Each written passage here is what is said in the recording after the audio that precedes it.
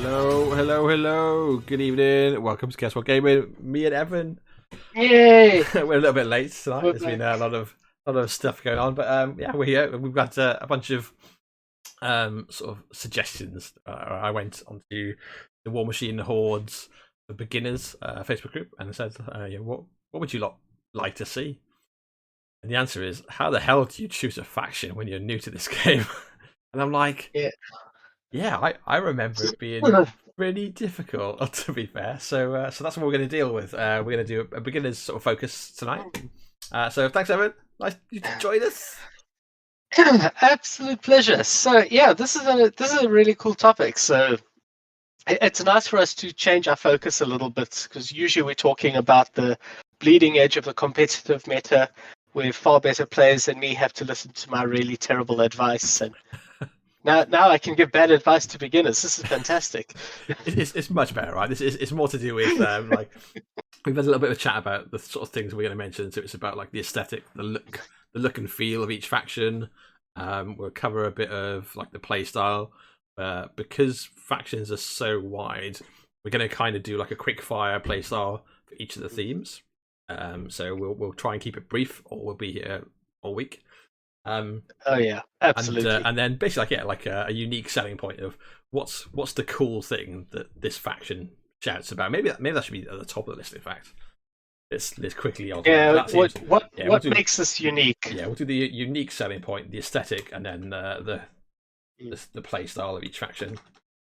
Yeah, but back when... of course, I mean, the other side, like the best piece of advice is obviously, which faction looks exciting enough to you that you want to paint it. Yeah. And that's the faction you choose, and that's it. Jobs are good, and we can knock off and go for a pint now. And, yeah, we've covered the important things. My choices have like changed like radically since I started playing in Mark II. Though, like I used to hate the Myrmidons, the Retribution Jacks, and I used to hate Convergence. Oh God, I still do. And well, I went through a phase of I took them to one of the WTC's Retribution, and like I really liked that. I did them as like a royal guard sort of color of gold and purple, and yeah, I really enjoyed like how they look now. So oh man, those right? cod pieces. Those cod species are the Space Marine shoulder pads of Warmachine. Maybe that's the thing. Maybe if you look at them for long enough, kind of just tone them out. You just don't see it anymore. So that's what we're going to do. But we're going to start off with when Mark III came out. Priority Press put up a landing page of allnewwar.com/game. I'll stick a link in the notes. Yeah. And it was basically like a brief rundown. You click on each faction and Warmachine Hordes, it'll tell you a little bit about them. And then you could see what's in the starter box and what comes after that. But there was also a quiz. So it's a proper like internet quiz of answer these questions. Oh, that's fantastic. And find out what faction you should play based on these questions. So you're going to have to give me directions because I'm clearly technologically challenged. I figure we could do this first, right? This will be the... Yeah, that's a nice fun one. The dirty entertainment. So let me send you the link. Oh, if I close down my Facebook, that'd be the obvious thing. Oh no, I haven't. That's fine. So let me just quickly send you a link on Facebook. I send it to you on Discord. Cool. It'll log me out of where we're. So I've already got it up. So I'm gonna lead the way. So the questions are nice and simple. Starts with a picture of like a bunch of warjacks and infantry fighting. Let's start by setting the mood. I could if I'd thought about this, I could have just done this as a screen capture, really, couldn't I? I could. Okay, so we've got a picture of a female commander who we happen to know is Sorsha, swinging a scythe at what looks like a is that Krios there? Yeah, that's Krios. Here it is. Yeah, swinging a scythe at Krios. And do some dirty editing. With some massive robots behind there, kind of showing off, and a whole lot of stuff bathed in flames at the back. So... I'm trying to. There you go. I'm putting it on the screen. Oh, okay. Well, that's easier than trying to poorly describe it. I thought basically that, like, for the sake of a couple of seconds of editing, not gonna. No, see, don't Okay. Super. It'll look So good enough. let's setting the mood. Pick the genre of music you'd most like to listen to as you charge into battle. So nationalistic So heavy metal. this is tricky. I kind of want. I mean, what I want versus the scene in front of me. The scene in front of me, I want to see send in the clowns, but these are not my factions. I'm like, what? So someone tell me what the fuck is Stone Age acapella? I have no idea. Is that this like- just some idiot grunting in tunes to punching the wall? That's kind of what I was going for. Somewhere between caveman speak and Angry pitch vocal. perfect. Yeah, I mean, So- I'm going with nationalistic heavy metal. I'm picturing Rammstein in my head here. Yeah. I'm actually That's going for the easy for same. me. So Yeah. right. So the next is now, if you could be one of these famous wizards, you would be. And it's a picture of, if you haven't seen him, this guy is neat. Thomas Anderson. Henry the I mean, Enchanter, this is Thomas easy Anderson. for me. Yeah. He who should not be named, the Wizard of Oz, and the only good I wizard. do is like the the dead only wizard. good wizard is the dead wizard. But no, my choice is absolutely he who should not be named. All right, okay, right. We're going to end up playing the same faction.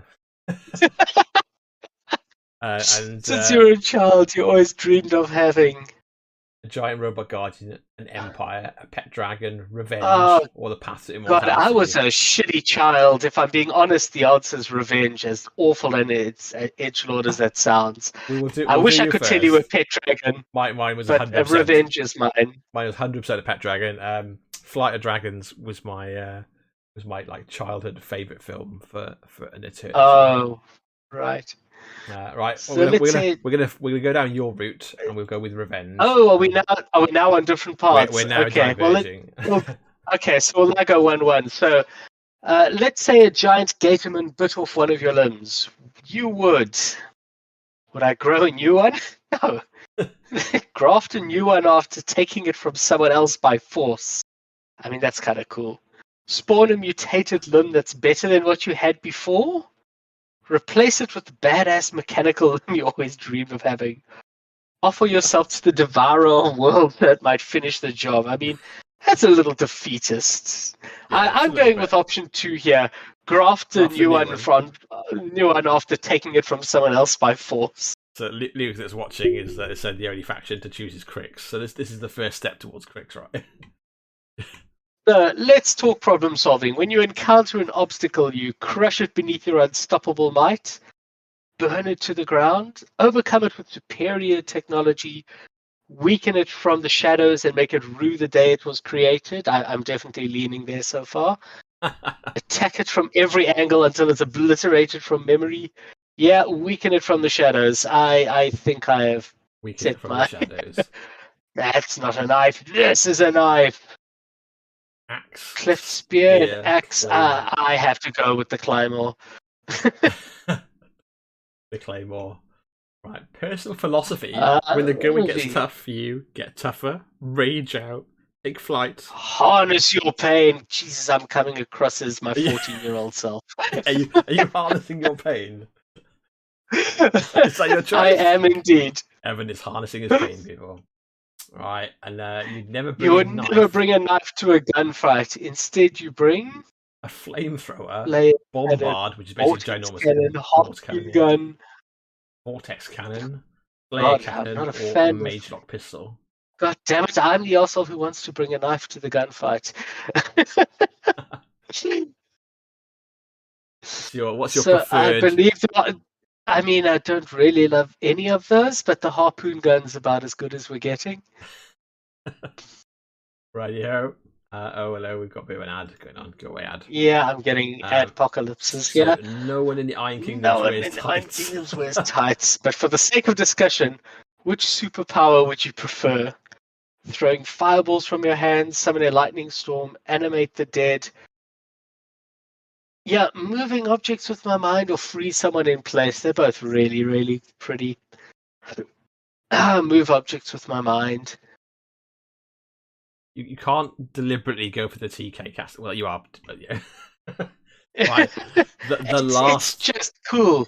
It's levitating. I'm a magnet man. What do you fight for? What do you fight for? Duty, truth, tradition, power, providence, survival, legacy, salvation.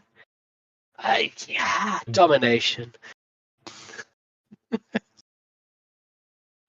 Oh god, they want me to stay signed up. Go on, I'll carry on. Which one do you want? I assume it's just the mailing list it adds you to. Yeah. Type your answer. But do you have to sign up? Where's the next? I don't see where to click on to go ahead. What is your answer? Is there an answer? Yeah, which do you fight for? Duty, truth, tradition? Oh, sorry, that was domination. Domination. Yeah. And then... Oh, okay, so... Yeah, so... no way. It is spam at spam.com.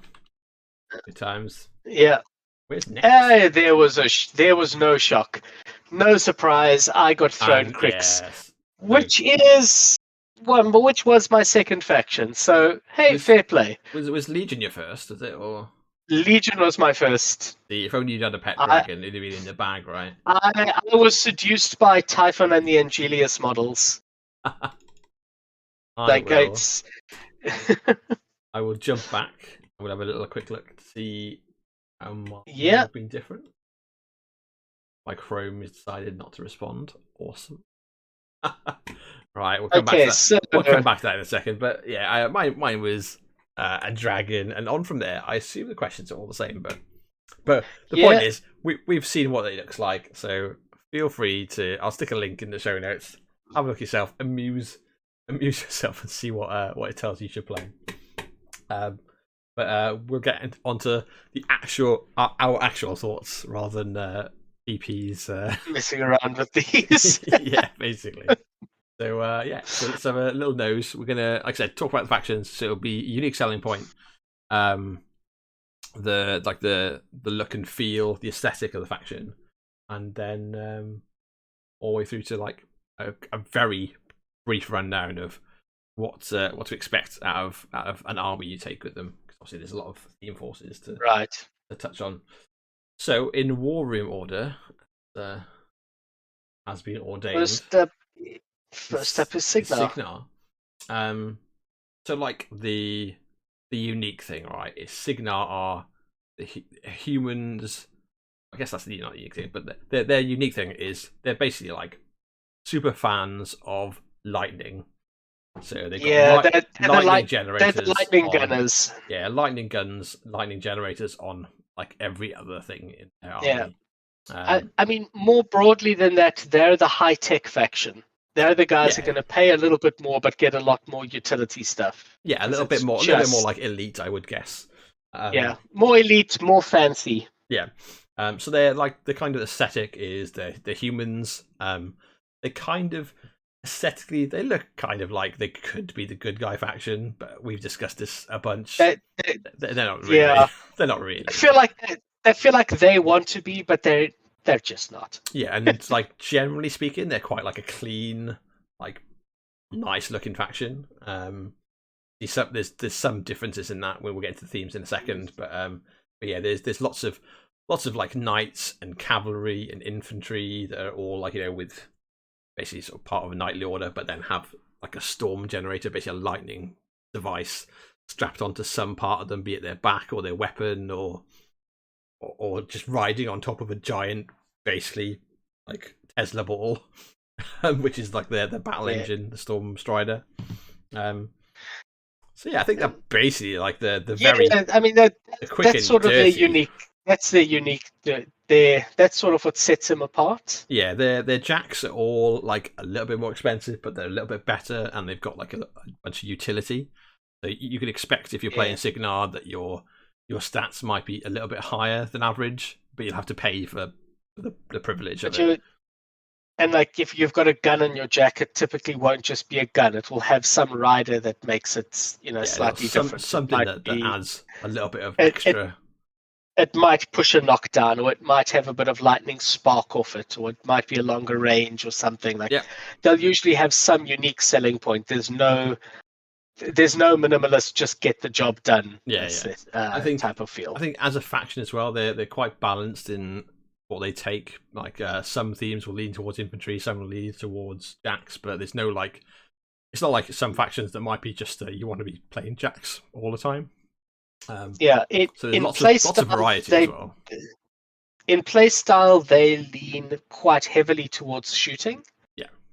They are very much a ranged faction. They are one of the archetypical ranged factions in the game. Yeah, I think of all the probably more than any other faction, they are the ranged faction. Yeah, I think like the first of the themes we're going to quickly touch on, Storm Division, is probably the most melee options in it, which is basically all the knights. So it's got like basically loads of cavalry, loads of infantry, all that will have some sort of lightning powers.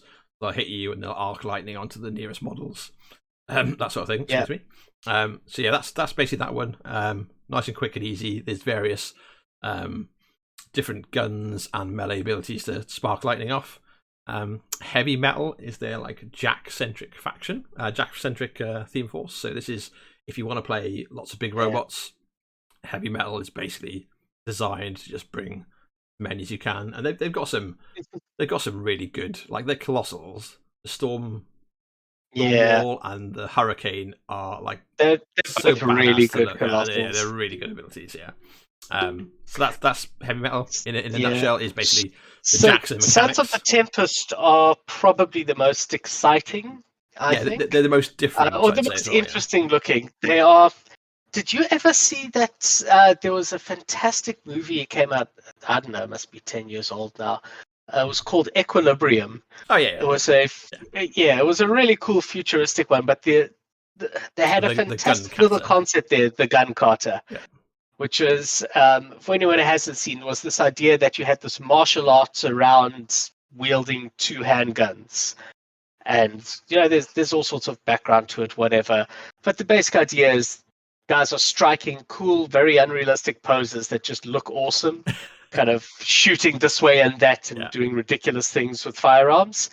And basically, this is the faction this is the theme that lets you do that. Yeah, essentially, they've got these magic guns and go for it. Yeah, it's based around gun mages. So essentially, they have these magically empowered flintlock weapons, so flintlock pistols and rifles, and they can like activate the runes on them to do different abilities. They've got tons of things going for them, where the guys themselves will be like basically like highwaymen, but with like flintlock pistols, but they can like shoot through other models at something, or they can do all sorts of crazy abilities. They're really cool. They're really fun and interesting. I think it's like a bit more of a viable list these days. And then it just became a lot stronger. But it's a nice one. And then the Gravediggers. Gravediggers. This is like where you leave the nice shiny, clean side of Cygnar. You literally these are dive into the trenches. Yeah, so it's trench warfare style. So it's basically a bunch of guys with guns, with like rifles, and people dropping smoke grenades in front of their army. If you're the army who just wants to send your men endlessly into the meat grinder of war, then this is for you. It's possible this may not be my favorite team. Pretty much, yeah. It's really strong, especially with certain casters that just like take their infantry up to another level. But yeah, that is the quick. That is a very quick and dirty Cygnar. Quick and dirty on Cygnar. So I think like. I've seen tons of different paint schemes as well. That's the thing to remember is obviously when you look at the site, there's nothing like other game systems where you've got to paint Cygnar as blue and white. You can paint them however you want. There's no like requirement to be painted in a specific way to make sure you play. I'd like to give a quick shout out, by the way, for other systems. Yeah. If you're not really bound by it either, like I've brought my red painted Slaneshi demon before, and anyone who has an issue can literally suck it. But you are for 40k, right? So obviously Warhammer World is only down the road from me, and if you rock up with a 40k army or with like a Stormcast army and they're painted as another one of the hosts, that's what you have to play. Yeah. So you're expected. If you turn up with the paint scheme doesn't tell you what it is. You can. I mean, I modeled a Slaneshi sign on the bottom and like all of that shit. Yeah, I think it's you can get. Like, I've very rarely come across anyone who said no, that's the wrong color. I can't tell. It's the wrong demon. Yeah, like, Yeah, some of I it's like haven't that, seen and I that. think that's like that. Certainly, like a local games, but like from talking to people that do a bit more competitive 40k or that like are event organisers at Warhammer World. Yeah, if you rock up and like say your Stormcaster are Really? painted as this specific host, then that's what you play in. If you rock up Bloody and you've hell. got Blood Angels, red Space Marines with that symbol, that's what you got to play. You can't like be like, well, they're just Marines, though, right? It's just painting. You're like, nope. Oh, fuck's sakes. So, Wow. but Yeah, obviously, I have nothing polite to say about that. their house, their rules, I guess, right? So, I suppose just avoid it. But just don't play in their house. Yeah, exactly. But there's nothing like that for Warmachine. So you can, like, I've seen people do conversions and paint jobs for all sorts of different colours and flavours, which is pretty easy to go. But yeah, so that's Cygnar. So yeah, the humans that love their guns and love their fancy like guns with additional abilities on top of them, be it like armor piercing or sniping or arcing lightning being the big favourite. To be honest, yeah, they do love the lightning. And talking about the next faction, talking about people that love a particular flavour is Menoth. Oh yeah. So I think the unique selling point of Menoth is they're basically zealots that like to burn everything. So I think. I mean, yeah. So the unique selling point gameplay wise is nope. They are the faction that says no. Yes. They get stuff in your way to say no, you can't hit me. They sing prayers to say no, you can't cast spells at me, or no, you can't shoot at me. Yeah. They're the guys who walk forward and say, we're relatively slow, but we just take your toys away. Yeah. That's one of the big things. So a lot of the faction is designed around this ability to deny what other people want to throw at them. So if you want to kill like one of their models that's in a really awkward position, one of their casters will just be like no, or when their solos will be like, well, I'll protect that guy's soul, so I'll have that. You can't have that either. And that's very much how they play out. Same as every faction, they've got lots of different like variety to it. But yeah, the big deal is they often have the ability to chin it and say no. It could be no, you can't target our warjacks with spells or with guns that aren't magical. Like Evan said, yeah, there's a big variety. And the other thing is they love setting things on fire. That's their other like bloody pyromaniacs. Big like aesthetic. They're kind of like crusaders out of like these desert lands where they grew up as a religion amidst like the different nations of man, and then they've split off, have their own their own kingdom, not kingdom, I guess, their own protectorate. Somewhere in the backstory, they were actually enslaved by Cygnar. Like, again, this is why we say they're not exactly the good guys in this scenario. But then again, Menoth took that and ran with it to just be crusading zealots. So it's not like they're fantastic. They didn't do great things with their newfound freedom, is my point. No. But like aesthetically, they've very much got like this crusading knights theme. So you'll see like lots of actual knights and loincloths and tabards. This is the Knights and Paladins faction. This is the Holy Warriors faction. Even like the warjacks have this kind of almost like, well, certainly like some of the bigger warjacks have this almost like church like look to them, where they have like steepled and temple sort of like silhouettes, and their structure they could take is a church, right? So basically a big church tower. It's literally just stick a church on the battlefield, because why not? Luke, you've not missed Cryx. The internet has not betrayed you. So yeah, so that's how they look.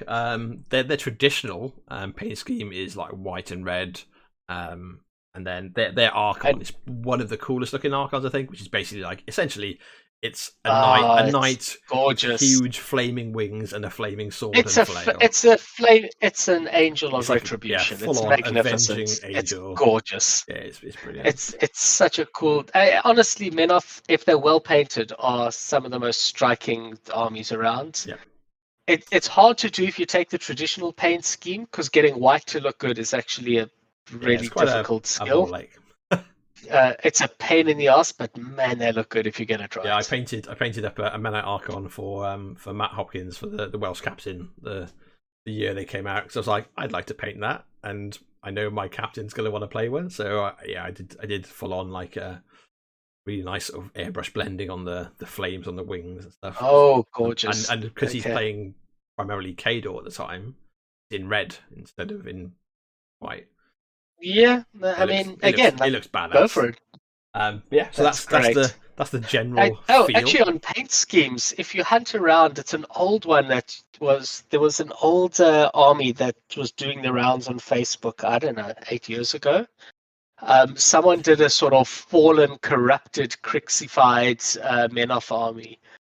Yes. So absolutely magnificent. We played, the Welsh team played against the guy that had that at one of the WTCs. I can't remember. So it was like maybe like 4 years ago. So you probably if you search around or ask on the Facebook groups, like green basically you'll find the photo somewhere. They've got this very undead green kind of soulfire look to it. A lot of like conversions using Cryx and like Games Workshop undead parts. It looked pretty cool.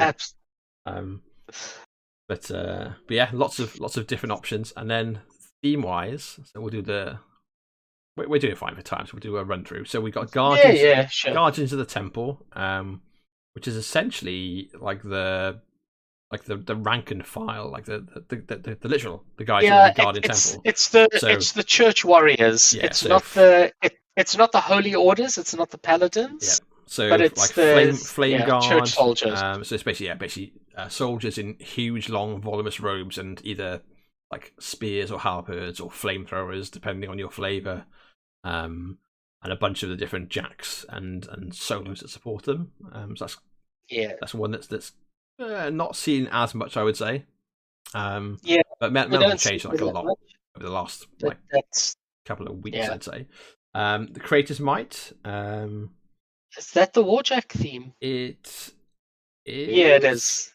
Yeah. It is, although most people play it in Faithful Masses. yeah. Most Menoth seems to be played in Faithful Masses. But Creator's Might is the Warjack theme. Should be the Warjack theme in theory. So it's got a bit of everything, and you can take a huge amount of the character jacks in it as well, which is why it's the Warjack theme. Yes. Then Exemplar Interdiction. So this is the Crusader theme. This is the Paladins. Yeah, so if you want to take basically knights with magical crossbows, or knights on stampeding horses, or knights that just get angry when other knights die. Knights on foot who just didn't have the money to buy a horse. Or a ranged weapon. Yeah, basically it's everything you can want out of playing the different Paladin orders, which are both units and solos. A good option. Yeah. And then Faithful Masses is like that has been the go-to for Menoth players for a long time. Like a lot of it was because of like the versatility, but also because you could take like the little monks. It just had such good team benefits. Yeah, and the team benefits. You used to be able to take the 3-man initiates units. Even before the initiates came out, it was still pretty good. I mean, you kill a model and your jackets get angry, and it's so strong. Yes, this is a really good like cross list faction, a cross list army. So if you basically as people kill your infantry, the warjacks around them basically get angry and get more powerful and more accurate in their melee attacks. So and this is the theme of effectively the people that the priests would have whipped up into a fervor to kind of when the priests lie to peasants to get them to go crusading, this is their theme. This is where they send them. Yeah, it's possible my view of history may be a little tinted, but yes. Yeah. So those are the traditional themes for Menoth, and they also have a cross faction theme. So they have Warriors of the Old Faith. So this is like cavalry based theme that's tied to Khador, who we'll touch on in a minute, based on the background of worshipping Menoth. So there's like a big section of Khador, or not at least a big section, a section of Khador where Menite worship is like the main faith. They come together is this cross theme. So it's basically you could take like the cavalry warcasters from either faction, and then the cavalry units from either faction, and a bunch of stuff to support them.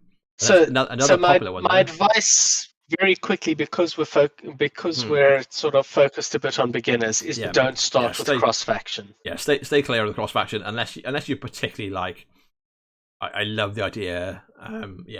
Come to it a little bit down the line, because otherwise it's going to get expensive fast. It's going to get confusing fast. If you want to play all the horses, all the knights on horseback, then play it in Exemplar Interdiction. Pick up loads of the Exemplar Avengers. They are badass crusading knights of doom. And they really are. And I mean, they're known for also their solos just hit like a truck. Yeah, and then they've got Daughters of the Flame as well, right? So Menoth have got two different sorts of cavalry. They've got basically the heavy cavalry, who are these crusading knights. They also have these female, basically fire-based ninjas who are light cavalry, who are all about getting into awkward spots and also killing you. But yeah, that is section of Protectorate of Menoth. So we touched on it briefly just a second ago. So Khador are the next one. So the unique selling point, like I would say if you've ever watched like Hunt for Red October, or if you've ever watched any sort of Russian war film and gone, these guys would be cool if they had ginormous robots with rockets coming out of their asses. This is the faction for you. Yes. If you want to put some good. If you want to put Sean Connery speaking Russian on in the background while you paint your army, these guys are right up your street. Very heavily influenced by like a Russian look, if you didn't guess. But they've got a bit of everything, right?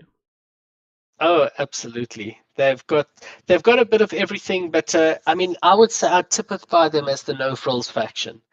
Like, they're very if you want a gun. Yeah, if you want to put down a model with a gun, this is model with gun, and gun will shoot and do what gun does, and that's it. It won't do anything else. It's just a gun. Yeah, and it'll be a good gun. It'll be good for its points. It'll just be a gun. It's exactly what it says on the tin. Yeah, if you want a warjack, you basically want some ginormous lump of metal to throw at your enemy. Khador warjacks are across the board the heaviest armor of any of the jacks. They're basically most boxes. So the heaviest armor and the most piled up life to chew through. Yeah, they are just bricks. And they've got like a really good range of basically tanks or pseudo tanks, and they've got like the tankers. They've got basically these like big man of war suits, which are basically like power armored dudes, and they also have full on like war chariots. So basically, imagine they're huge. The man of war suits are worth talking about, because anyone who doesn't get play to that in a second, right? Yeah, in aesthetic, themes, but well, no, not so much for the theme, but for the aesthetic, because everyone who doesn't play Khador couldn't give a shit about them. But everyone who plays Khador loves the look of a man of war. Yeah. Which is just basically a man in a power suit. Yeah, huge, bulky massive power suit. Yeah. Hit stuff hard, just trundle across the table. Bring giant axe or giant chainsaw, or chainsaw with a rocket attached to it, or all sorts. Each angry man is a mini tank to walk across the table, and you know what? Everyone who loves Khador seems to love these guys, so fill your boots, man. Enjoy. They've got a huge variety. They've got like these big armored guys, as we've said. They've got full on like armored carriages, covered in cannons, like drawn by horses covered in armor. They've got why the hell it's drawn by a horse is still beyond me. I don't know. It's because they can't make jacks to go fast enough, I guess. It's because their horses can bite harder than Cryx's dragons. Yes, yeah, and then they've got a lot of like their cavalry are basically just like, just humongous like towering horses with just this bulk of armor on top, and wherever it's going to hit you with, it's going to hit like a truck.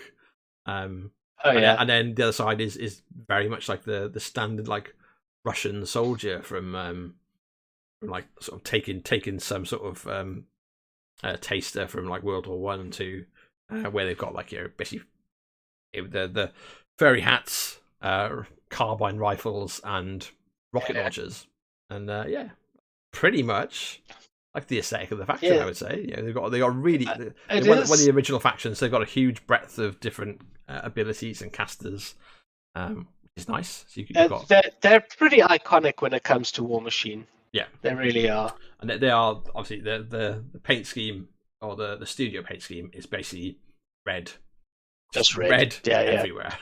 But there's plenty of people. Red robots just walking at you and shrugging off everything you do to punch you in the nose. And there's plenty of variety. I've seen some white ones where people have done like winter sort of scheme armor. Taken inspiration from the storyline and like the lore, and I've seen like plenty of green armor. It's like green and grey, which is like the border force or the border legion or something.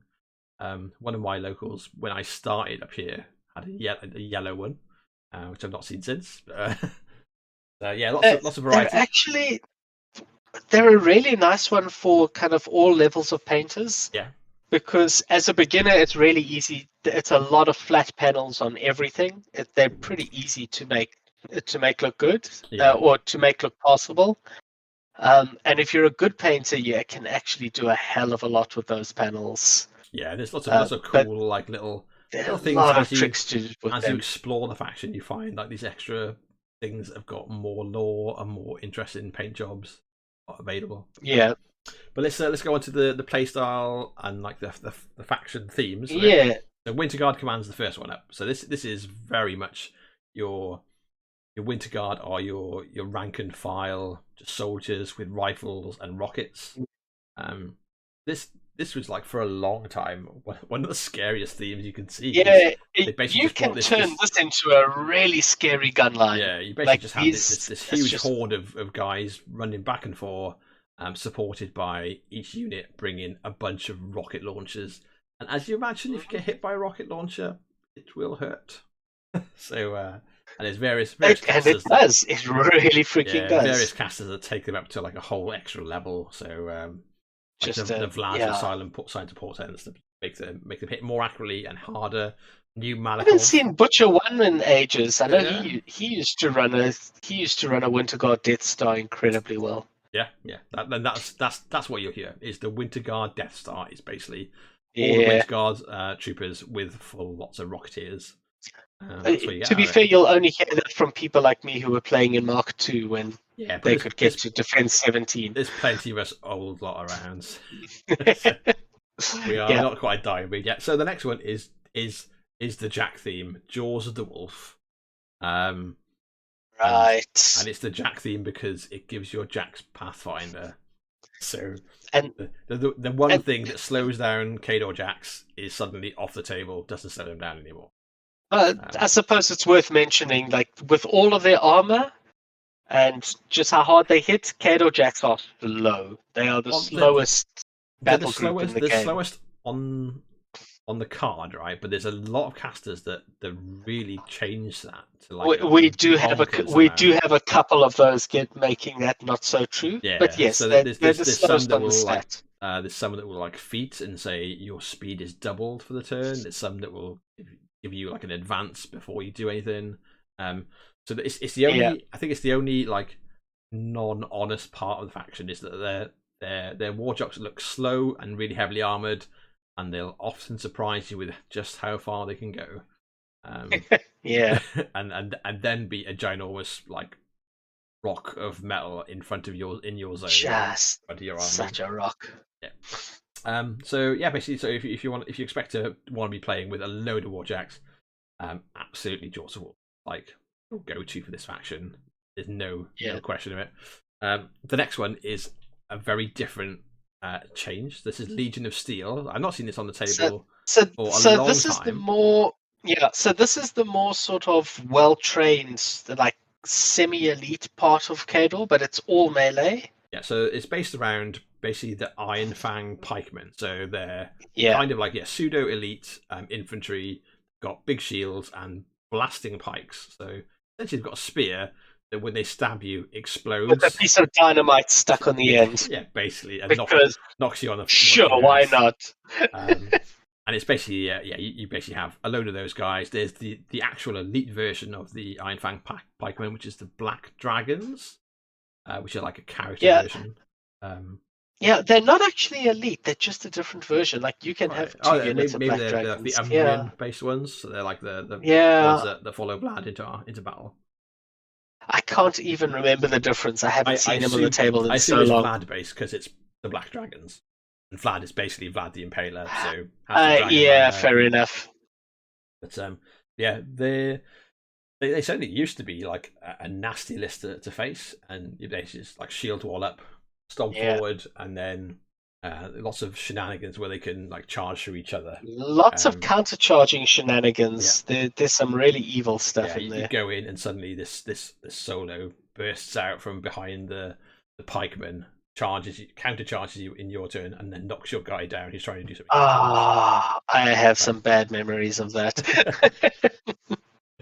So the next one is another one of the really popular themes in the faction. So Wolves of Winter, and this is a bit of like a dual theme, I'd say. So they gain access to Doom Reavers, who are basically a penal unit of people that have been sentenced to death, but instead of that, they've been chained up, got like a chain collar around their neck, essentially a bag over their head, and they have a Doom Blade chained into their hands, which is basically like an Orgoth weapon. So Orgoth what we did control the continent. So basically they're infernal worshipping Vikings, essentially, is what we know.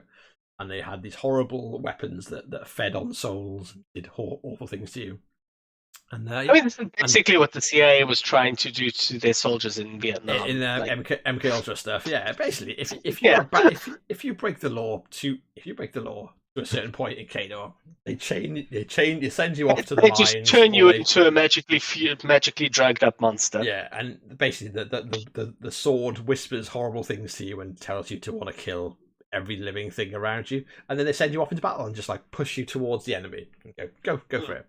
So that's the one part of the theme. The other part is the wizards that oversee this sort of atrocity. The Coldens. It's great. It's basically like this big sort of occult order, very much like Hellboy-esque, where there's a cult order who want to find out all the different things that make the magic in the world tick, and use it against you. Lots of ice magic. And these guys, so this is where Khador gets their elemental theme. So we've seen the lightning in Cygnar, we saw the fire in Menoth, and we see colds now in Khador. Cold and clouds as well. Big on the clouds. Oh, which I guess is kind of. I suppose, it's still in keeping with their cold theme. That's fair. And that's So you get basically you can build an army in this theme with the variety. So you can have a bit of Doom Reavers, a bit of magic, or you can have all one way or the other. Your pick, and obviously then some jacks to support it and some solos. The next one is, I would say, definitely one of the more favourite of the themes outside of competitive play. The Armoured Core. So this is taking basically these big dooming man of war units, just huge humans, well, not huge humans in huge armoured suits, and stomping across the battlefield, basically being mini warjacks themselves, and you can take a lot of them. If you go up to playing at 75 points, which is like the standard like big tournament level, you can fit in a lot of these like guys and lasses, and there's a lot to chew through, and they might not seem like they do much, but obviously there's casters. You take your casters, they can do various things to tune up your entire army. They look really fun and thematic as well. On the table, there's probably nothing better to see across than the Khador, like Winter Guard or these guys, the Men of War. Like the Men of War, it's just unique. Like you won't see something that looks like that in another faction. Like Winter Guard or Legion of Steel. Like you'll see some infantry and some guns. It's soldiers holding a weapon. Like if you'll see that in any faction. Yeah. Like this is the unique thing. Like I am Khador, Yeah. and no one else is bringing shit like this. Pretty much. And then the last two themes are we are both cross ones, so not to be explored maybe as part of your first faction. So there was the Warriors of the Old Faith, which crosses over the cavalry guys, and then there's Flame in the Darkness, which crosses between Cygnar, which we missed with Cygnar, cross between Cygnar, Mercenaries, and Khador, which is basically the people that follow the Morrowind god and the Thamarite god. And we won't really go deep. It's a complicated faction. It's a three faction crossover. Leave it for later. It's really good. It's really powerful. Leave that for your second or third, or something to extend past. Save your wallet and your brain power till you got some more time. So later. That's Khador, the Great Red Army of Khador.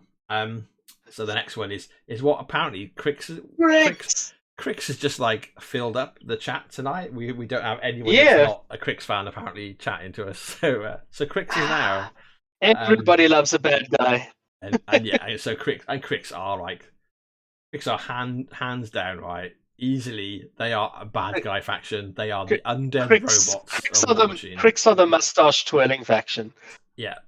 So the unique selling point is these are the undead equivalent. So it's basically robot liches, a huge council of robot liches worshipping a ginormous undead dragon, and all of the horrible creatures and robots and half undead and ghosts sort of things they can create. They've got so many cool things going on with them. Yeah, they do have a lot of very interesting things. So they very much have if you want to have a legion of skeletons or zombie sort of things, I guess you go to Banes, which basically skeletal warriors. Well, you go to Banes, or you actually, Black Industries.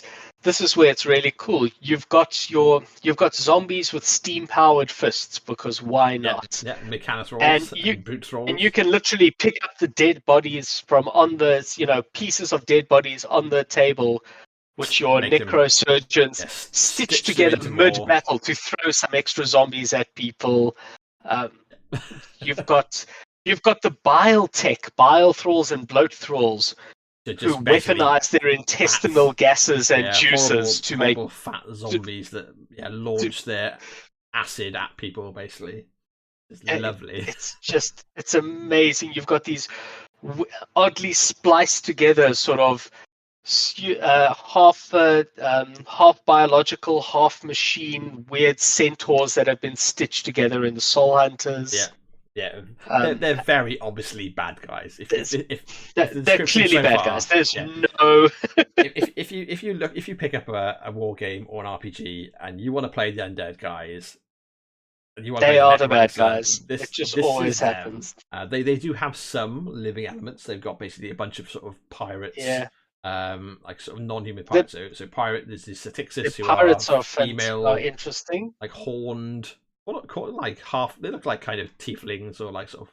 They're very much a tiefling look. I guess tiefling pirates are probably your best description, without a tail. And then you get some ogre and troll pirates along with them for the ride, and basically Maui and his unit. Basically sort of Polynesian pirates as well, I'd say. Out of the, I don't remember what they're called, but you're the Cryx player. What are those pirates called? The Shard pirates. The Shards. Okay, Dirge Basically, lots of variety, but also lots of it's horrific undead they've got an interesting nautical theme as well, that they're raiders. So you've got the pirates, and you've also got the ghosts.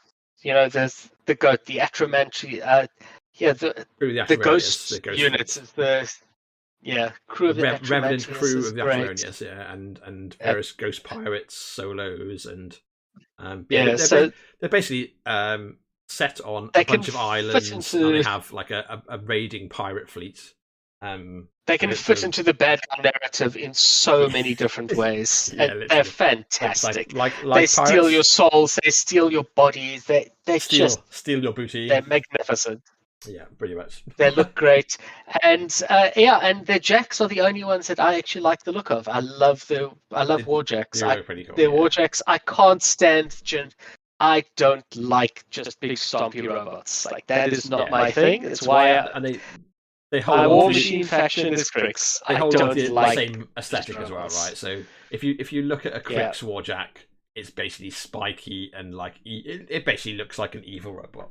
It looks like it's there to claim your soul. You know? It doesn't have hands. It has like sharp talons, and it's got barbs on things, horns, and all sorts. They're really cool. That's basically the unique selling point, and the aesthetic are like hand in hand for the Cryx, I'd say. Like there's lots of soul based mechanics and recursion based mechanics in the faction. In their playstyle, they are very much a melee playstyle. Cryx has very few guns, and they'll pay 50% more for any gun than any other faction will. Guns are not their strength. They are very much a melee faction. But the first theme force is Ghost Fleet, which turns it on its head. So instead of being super melee faction, they basically bring these ghost pirates who bring a bunch of rifles, and they just keep on coming back, and you try and kill them, and then they just keep on coming back and shooting you, and then unless you can wipe out the entire unit or have some special shenanigans to stop it, they just keep on coming back. You basically just got to. If you just don't bring a lot of soldiers for them to shoot, they can't come back. You're fine.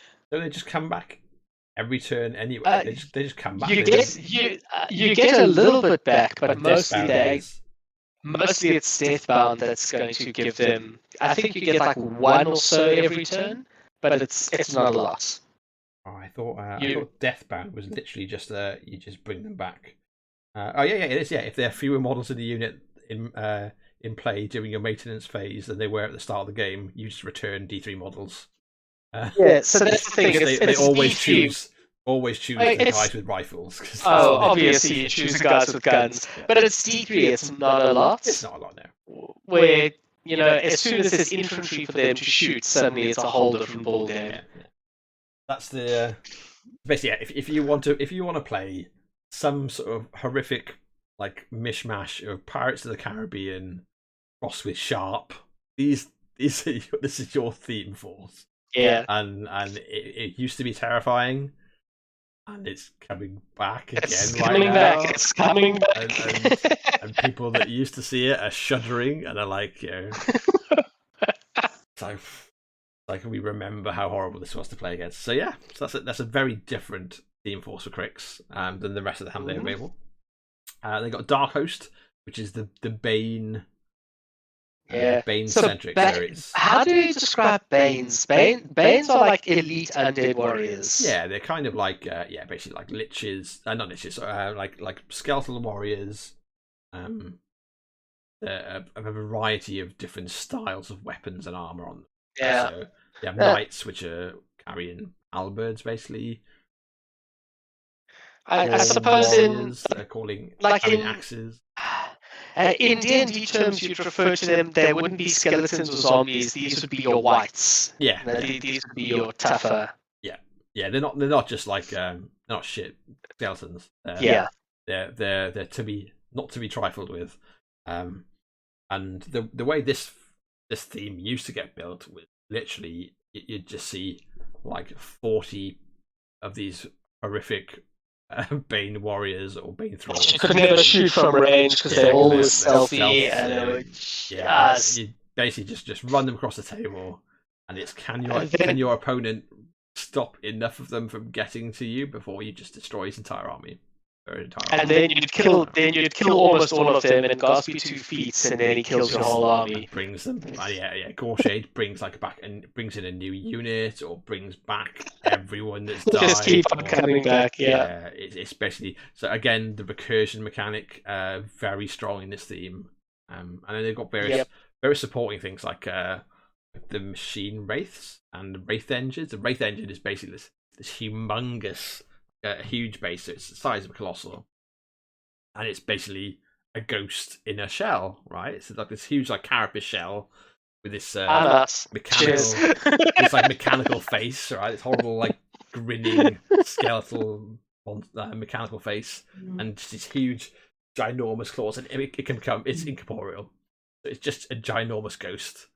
So you can't attack it with normal weapons until it starts attacking you. Yeah, that's very. It actually looks very cool. It does look really cool. Yeah. Massive. And then Black Industries is the Jack theme. So this is another one. So Black Industries actually isn't the Jack theme. Do you not think? We treat it that way because the units in it are so shit right now. The heavy Jack theme, right? It's actually the heavy Jack and the basic undead theme. Yeah. If you want to play with the zombies, if you want to play a horde of zombies, it's Black Industries.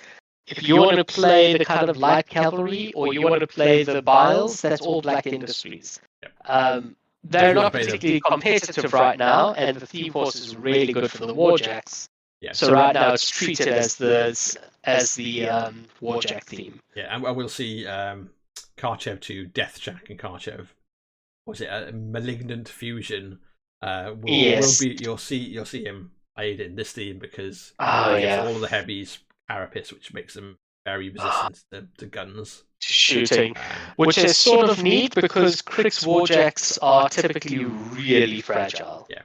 So this really fragile. I think this probably takes them just a little bit above Khador Warjacks in how resistant it takes them to one point over Khador Warjack. But that's a basic Khador Warjack.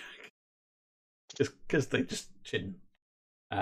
Yeah, it's a really cool theme to look at. Yeah, and they've got various like supporting things. Oh, that's the one thing we did touch on. So as well as like the pirates and the undead, they also have Cephalix.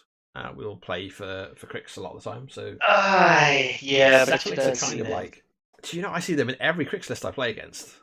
Really? Just a trio of other lords for the sprays. Yeah, one or two units. So basically, they're like these weird like horror kind of science monsters from underneath the ground. It's like this. It's like the sciencey sci-fi version that want to be illithids. Yes, that's absolutely it. Because they're a psychic race, and they come from under the ground. They're all about experimenting on things and making them their mind slaves. So yeah, they are 100%, and they're basically head to toe in like essentially leather and PVC, like aprons and they're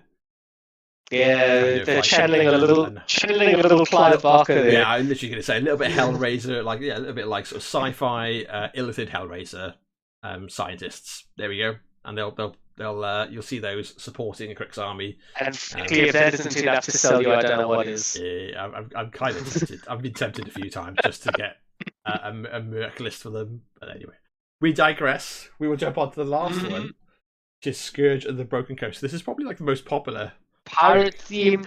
Yeah, so it's interesting. Right? There's a good argument for this being the Jack theme as well. Where Black Industries lets you deliver the jacks by making them harder to shoot. Yeah. And Scourge makes your jacks much better in melee. Hit more accurately and hit harder. Yeah. And this is very much all the living Cryx models. This is the pirate team. Yeah. And it's really cool. There's a lot of variety. It's fantastic. And this is I think this. And Black Industries are probably like the lists you'll most frequently see. Those are typically what you'll see on the table. Yeah, and Prey you don't see Ghost Fleet as much.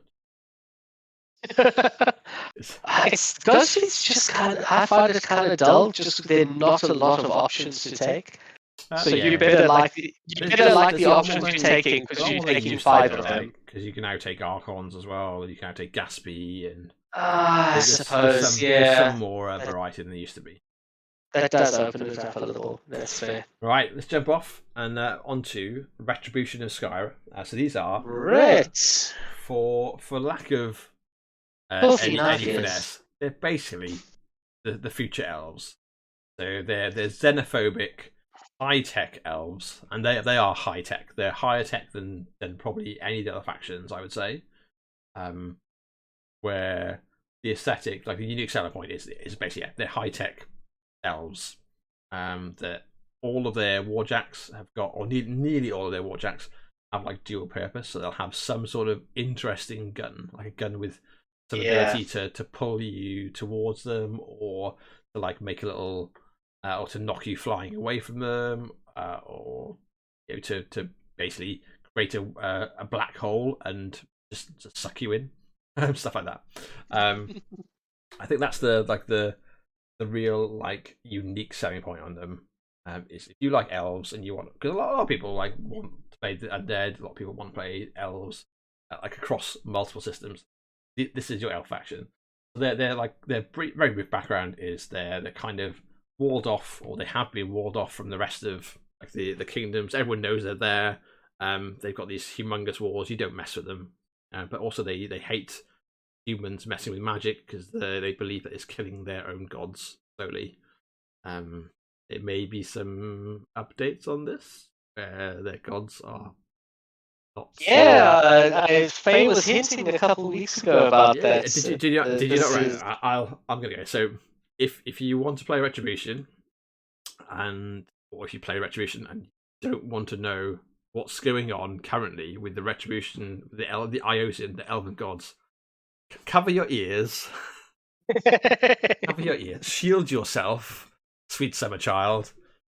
From this awful knowledge. They're dead. They're dead. They're dead.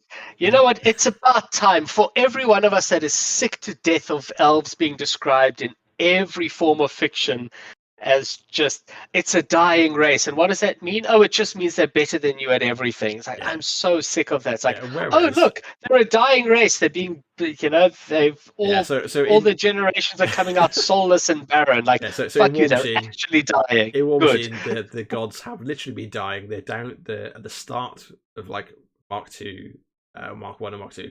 They're down to the last few gods who are very much dying. Scyrah is in essentially a torpor. She's in like her embodiment, her physical form is in a coma. She's so weakened, and as the storyline progresses, the elves stop being able to give birth to any new elves that have souls.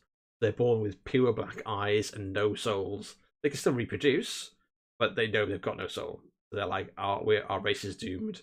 And the storyline moves on in the last Iron Kingdom's Requiem, the RPG stuff, and the last gods have actually fallen.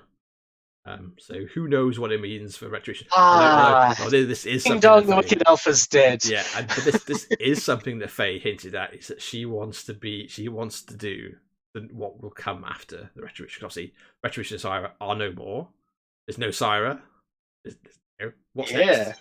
So that'll be really interesting. That's to see awesome. What comes they're actually advancing it a little bit, which is great. Really cool. So the aesthetic is basically a bunch of elves in like high sort of high tech armor, but their jacks are called myrmidons, and they're sort of cut into two different castes. One basically house makes the fire warjacks, who are just a bit more heavily armored, a bit slower. And one make the Shail warjacks, who all have force fields. So before you can actually start hitting them, you've got to get through however many boxes of force field armor. Cool. They've all got variety of cool abilities on their guns, and they're very much, I'd say, like an elite army. Retribution. Absolutely. They've leaned heavily into that same trope that every wargaming does. Look, they're elves. They're going to be expensive and have all the rules. Yeah, and it's essentially what they're doing. They are probably the second most shooty faction in the game, narrowly edged out by Cygnar. Yeah. You can run it either way. They can have like a very, very competent melee list, and they can have a very, very scary gun line. Yeah. And anywhere in between. They're very mixed arms as a faction. So where Cygnar are much more leaning towards the guns, but can put down a decent melee force. Retribution are very much in the middle of whatever they bring. Yeah. They will have some guns. They will have good melee as well. And then also up to you as you build the army whether try and lean towards one or the other a bit more, but you'll always have a bit of each. Kind of cool.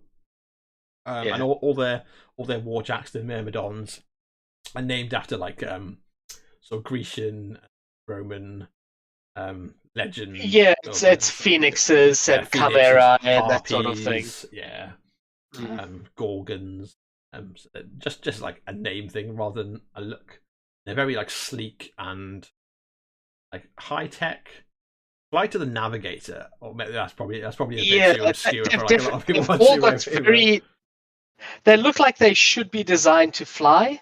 Like they're all very kind of aerodynamic and sleek, and I have to give them this. They look very distinct. Yes, yeah. You look at a lot of the factions warjacks, like you look at Cygnar, you look at Menoth, you look at Mercs, and honestly, with a different paint scheme, like you could see them one being very similar to the other. Yeah, and Retribution are very much like this is very clearly a Retribution Jack. There's no mistaking a Ret Jack. Same with Cryx. There's no mistaking those. They are distinctly their own faction. Yeah, I think you're right.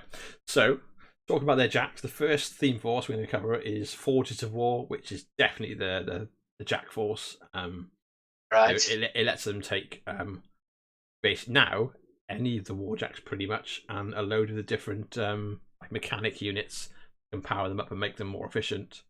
And it lets all the warjacks have shield guards, so basically they become very hard to like pin down what you want to shoot at. That's pretty much what they bring. Yeah, very, very respectable Jack list.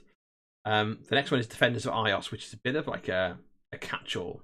So this is a lot of different houses, all basically fielding like a joint force on the battlefield. So the different houses. So oh right, okay. So House Elawir, House Vire, House the Risavas. Basically a very broad variety. I think as a theme goes, this is more melee centric. So you've got like the halberdiers, the swordsmen, and the Fey Knight. But they do also have things like the ghost snipers, solos, like and the electromancers. They've got again mixed arms, so they have some ranged options, but very much you'd expect a Defenders of Ios list to be throwing multiple units of halberdiers or Risavas or swordsmen up the table, and then have the support around it. Mark, one of the Welsh rep players for a long time, joined us. Yeah, all the casters. We're kind of doing a bit of. We're not really touching on the casters. There's a lot to go over. Otherwise, we're doing a very like. Yeah, we would never finish. But we'll be doing like a deep dive for each of the factions in turn, like after Christmas, after New Year, at some point. This is very much like if you're looking at an army and going, is this for me? Trying to answer it for you, basically. So the next team force is Shadows of Retribution, or Shadows of the Retribution. So this is probably the most fun. So this is the one that appeals to me the most, because this is getting your wizards on the table and letting them do their dodgy elf magic to mess with your world. Well, this isn't the wizards, right? This is the mage hunters. So the opposite. This is the guys that want to hunt. Oh, is this the mage hunters? Yeah, which one is the Hashail one? So the one with the mage is Forges of War. So they're there to support. Oh, was that Forges? They're okay. So the battle mages who are basically elves with these like big chunky gauntlets who can push and pull and manipulate gravity are essentially support for the heavy warjacks. Shadows of Retribution. If you ever hear people talking about mittens as a nickname, that battle mittens, that's those guys. Massive gauntlets on the battle mages. Shadows is the Mage Hunter Strike Force, or the Mage Hunters. Okay. So these are right, like this is where Ravens like the sneaky elves with basically magically empowered crossbows that can do an awful lot of damage to warjacks. They basically like interfere with warjacks' functionality and just puncture through their armor. So basically, you bring lots of like stealth, skirmish units, but who can all have basically this ability called Jack Hunter, which means they do extra die of damage to any warjacks, basically with anything they do. So these puny crossbows don't look so bad until they're rolling 4 dice of damage or 5 dice of damage, and suddenly they're crippling your warjacks, and they're taking down a colossal with tiny crossbow bolts, and it's like, okay, guys do not like human magic. So that's their big thing. And then the last one is the Legion of Dawn. So these are House Nyar, the Dawn Guard. So these are the heavily armored elite infantry. They are the guys that guard the Thanes. They are basically the guys that guard where the gods' bodies are entombed or are slumbering, and then all like the nobility. So they are elite infantry on foot or on horseback. Some with guns, some with just ginormous. Is this the halberdiers and that sort of thing? No, that was defenders. So this is the Dawn Guard Sentinels, who are the guys with heavy armor and halberds. And they've got the long range guns that see through stealth if they aim. The Dawn Guard Victors and the Dawn Guard Desters, who are the cavalry. The Dester Thanes. Okay, gun lances, the lances that will also shoot you. Yes. This is very, very elite. It's like as elite as you get for Retribution. Again, though, very, very split between like being a mixed arms thing. So even when you bring in multiple units of your Dawn Guard Sentinels, who are like weapon masters who hit like trucks when they get there and are heavily armored on the way in. You'll also have the Desters, who have guns as well as being cavalry, and you'll have the Invictors, who, as well as being in this chunky armor, have basically like these weird like rifle blades. So they do a bit of everything. So that's the quick and easy of Retribution. So I really like Ret. I used to hate them when I first started. I didn't like the aesthetic at all, and I grew to love them. I would, if ever there's a faction I would go back to, it would be Ret, I think. That's fair. Yeah, they've never appealed to me at all. No. I have a bit of a knife-ear aversion. That's fair. Right, so we're nearly finished with the. I say we're nearly finished. Let's pick up the pace and onto Convergence of Cyriss. Yeah, these are a limited faction. So there are a bunch of limited factions. We'll mark them out as we go. Limited factions essentially means that there's a lot less of choice. It also means there's a lot less to buy. So yes. If you want a smaller army, these guys are probably for you, because rather than having multiple theme forces, you'll play a lot of the same stuff across your different armies. So normally, I would say avoid, if you're buying your first army, avoid a limited faction, because they usually bring some very unique rules. Yeah. We're talking about Convergence now. Yeah, I think they are. Convergence absolutely fit into that category. Yeah. They have a unique induction mechanic. So the unique selling point is that they're basically they're sort of futuristic clockwork. They're very heavy on the is really interesting. Yeah, very heavy on the clockwork, like steampunk future thing, and they're basically they worship Cyriss, the machine goddess, and most of the faction are constructs, are robots. So they're cultists and scientists who've been put into robot suits, basically, or robot bodies, and their consciousness transferred, and then they control their equivalent of warjacks are called ciphers, but they don't work the same as every other warjack.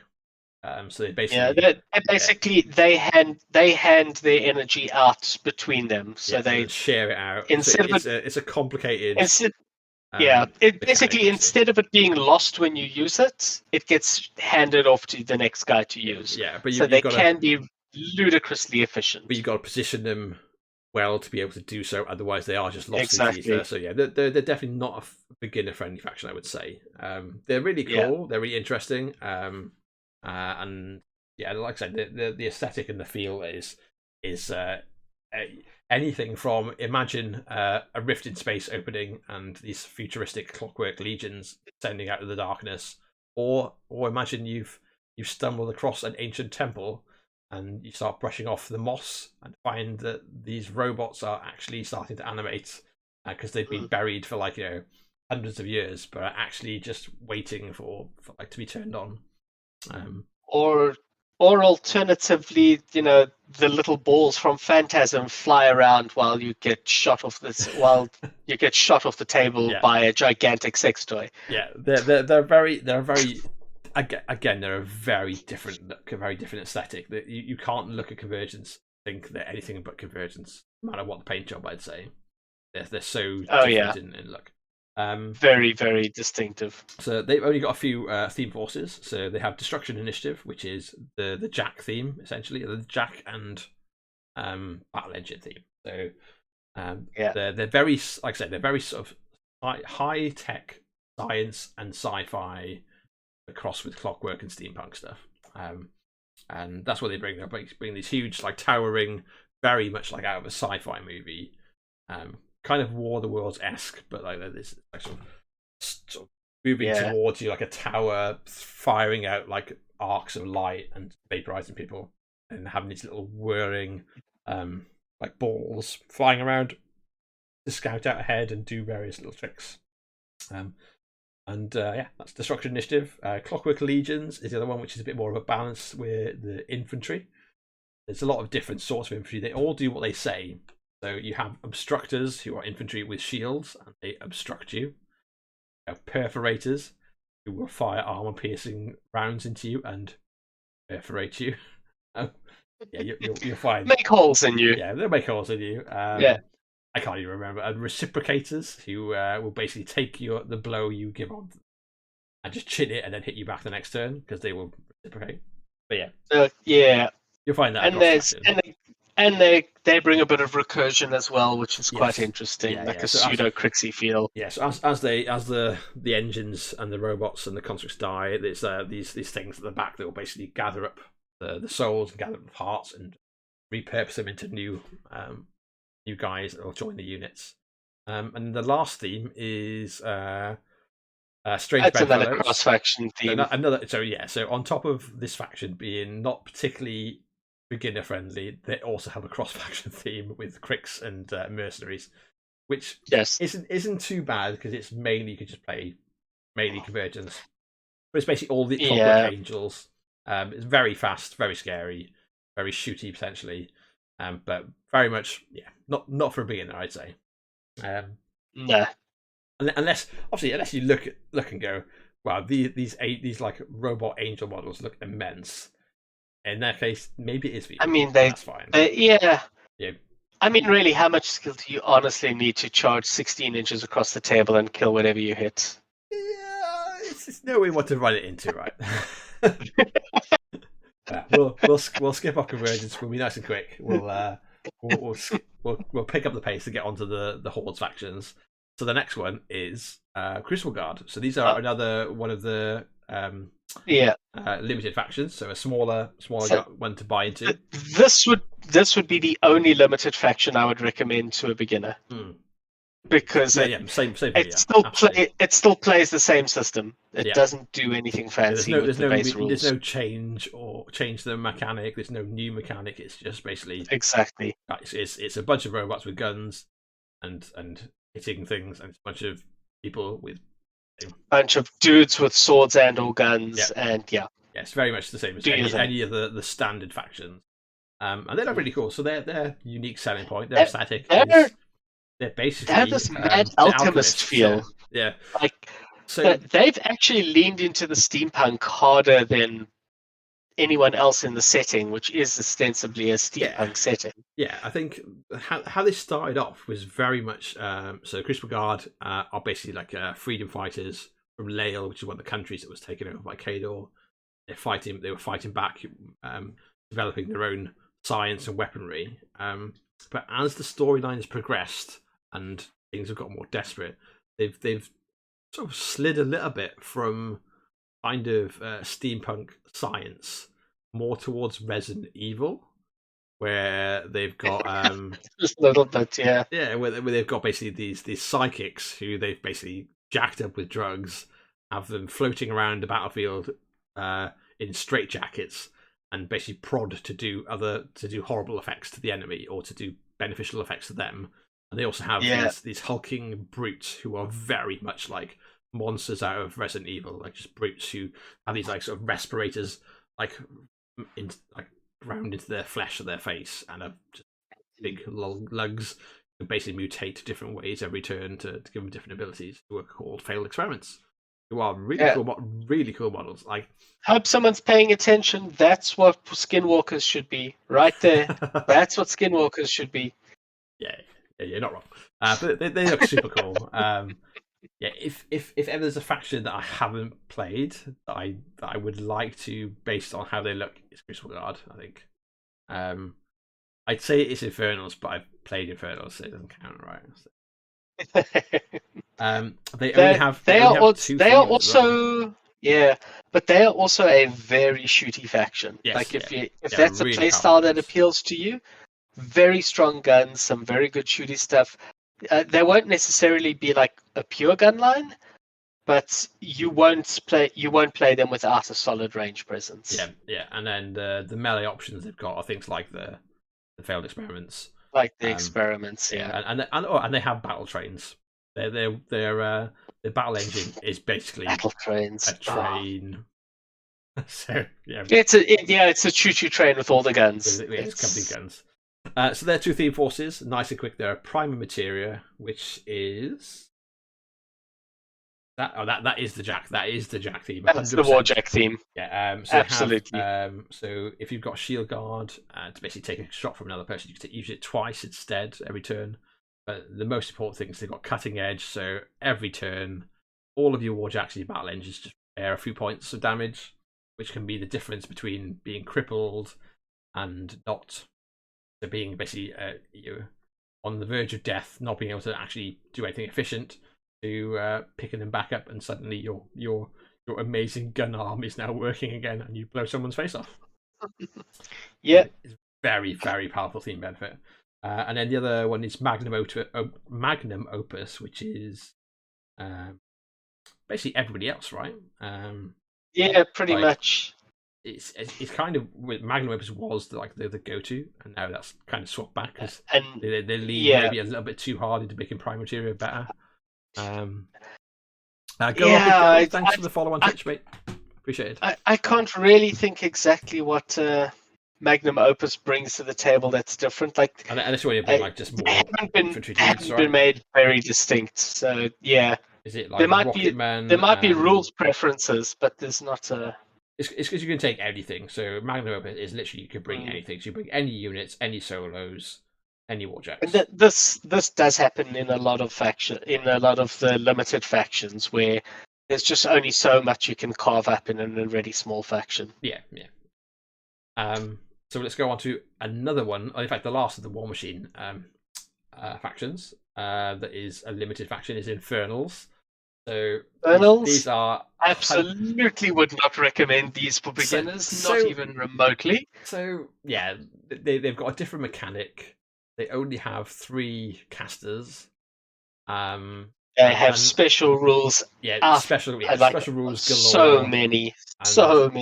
And being a limited faction doesn't help you because they can basically their go-to thing. Their unique selling point is they're basically demons. They summon monsters. Yeah, they're basically demons, right? The Infernals. They're demons from we're not sure, from beyond the stars, from very Lovecraftian, beyond the realms. Yeah. So eldritch horror sort of demons, and they basically summon more and more of these horrors onto the table as the game goes on, which means if you want to get them as a faction, you've got to buy loads of extra stuff in case you can summon them.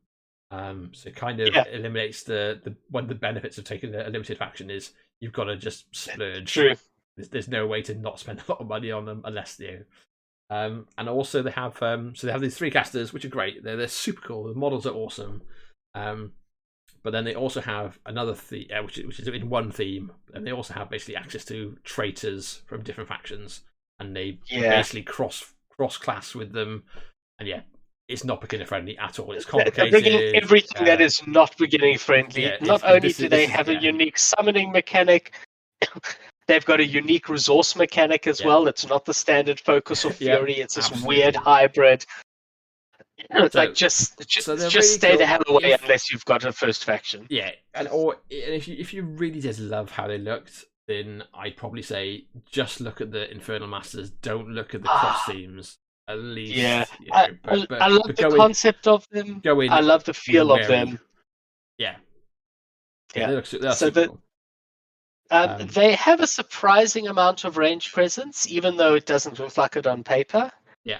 But they're still primarily a slow-ranged faction that just tries to drown you in meat because you can't trade efficiently with them. They've got a very unique playstyle that way. You've got to come to them and fight them, because otherwise, every turn they have an extra heavy base. Or they have the ability to generate extra heavy. The fact that they keep summoning monsters means if every turn you trade 1-for-1, by turn 4 there's too much on the table and you've run out of shit to trade.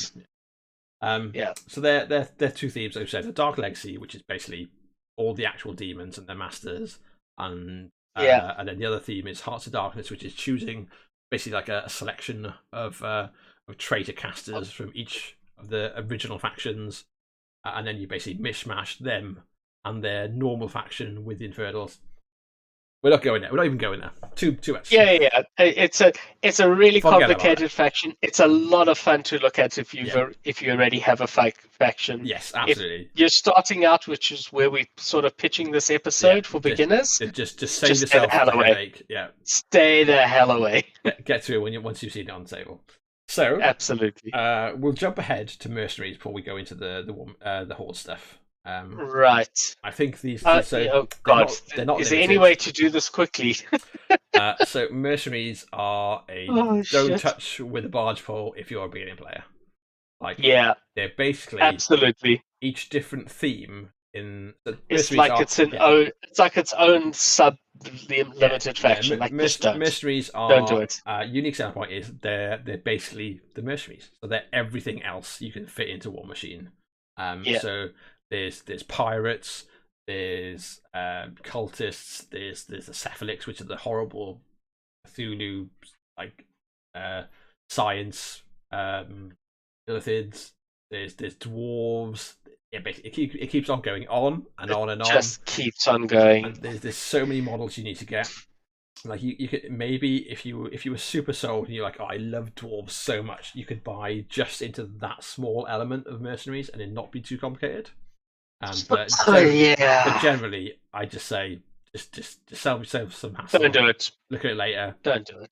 That's it. Done. We're not even going to go into what they've got because it's too much. It's too move much. On. They've got like 10 themes and they're all different. So don't even go there. That's Mark. Thanks on that for the follow on Twitch, buddy. So Trollbloods are the first of the Hordes factions. Trollbloods. So Hordes are a little bit different. They have beasts. They're big monsters rather than robots. And Trollbloods are, I think we decided, Trollbloods are the nearest you get to the good guys. I think they are genuinely good guys. Not even nearest. Trollbloods are the genuine good guys. They're looking for a new home. They've been displaced. They've been shat on by so many different baddies, and they're constantly attacked by some people and abused as the cannon fodder in pseudo alliances by others. Again, the bad guy, abusing them and sending them into the grinder is Cygnar. Good guys, my ass. Aesthetically and unique selling point. If you kind of like orcs and trolls, this is how they kind of look, but in the Iron Kingdoms. So it's a little bit more like civilized orcs, where they're a bit more like think Scottish clansmen. I would say Scottish clansmen, with a very tribal aesthetic to them. Yeah, rather than it being feral and chaotic, they're instead family based. So really like Scottish Highlands sort of like clans, and they respect their elders, and they do have bigger trolls. So basically, Trollbloods are the smaller. I say smaller because they're all like much bigger than humans. Part of the race, and then they also bring around with them actual trolls who are basically just bigger. Just giant brutes. Giant brutes. Which looks super cool. They're traditionally blue skinned mostly, but not all of them. And they look really cool. I've seen more than enough people go with the sort of more orc, traditional kind of Tolkien greenskin orc theme, and you can do whatever with them. Yeah, every color under the sun probably for these guys. They look really cool. and I think the feel and the play style is. I mean, if you have asked me 5 months ago, I'd have said it's axe to face. Nowadays, but they are still traditionally an axe to face kind of faction. Yeah, they just do happen to now have a lot of giant bazooka to face options too.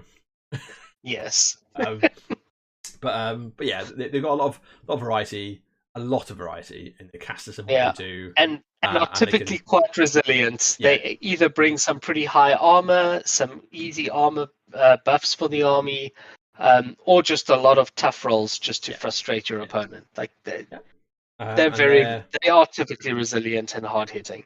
So their theme forces are Power of Junior, which is a bit of. I think Power of Junior is basically like the beast theme, right? You take the whelps, you take the Dunians. Yeah, it is.